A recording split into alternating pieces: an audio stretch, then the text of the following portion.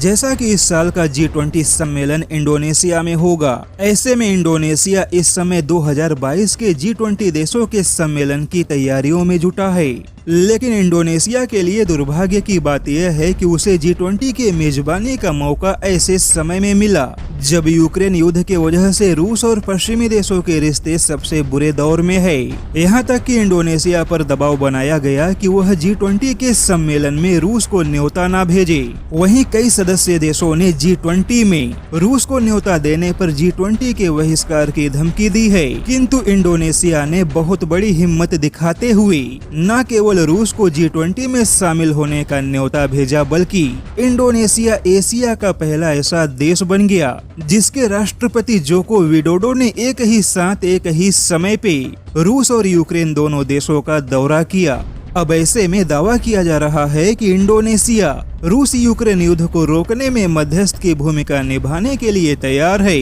क्योंकि इंडोनेशिया ने रूस के राष्ट्रपति पुतिन के साथ यूक्रेन के राष्ट्रपति जेलेंस्की को भी G20 में मेहमान के तौर पे शामिल होने का न्योता दिया है। ऐसे में पूरी दुनिया को उस दिन का इंतजार है जब G20 देशों का सम्मेलन होगा, क्योंकि हर कोई यह देखना चाहता है कि क्या व्लादिमीर पुतिन G20 में हिस्सा लेंगे या नहीं, और अगर पुतिन ने G20 में हिस्सा लिया तो क्या अमेरिका, ब्रिटेन समेत बाकी पश्चिमी देशों के नेता व्लादिमीर पुतिन के साथ मंच कैसे साझा करेंगे। हालांकि खबर यह है कि इंडोनेशिया ने कूटनीतिक मोर्चे पर भारत की सहायता मांगी ताकि G20 सम्मेलन को रूस और पश्चिमी देशों की दुश्मनी का शिकार होने से बचाया जा सके। अब ऐसे में देखा जाए तो इंडोनेशिया ने बहुत बड़ा नाटकीय कदम उठाते हुए पश्चिमी देशों के दबाव को सहते हुए रूस के साथ यूक्रेन को भी शामिल होने का न्योता दे दिया। लेकिन G20 सम्मेलन के दौरान इसके नतीजे क्या होंगे यह दुनिया के किसी भी देश को मालूम नहीं है,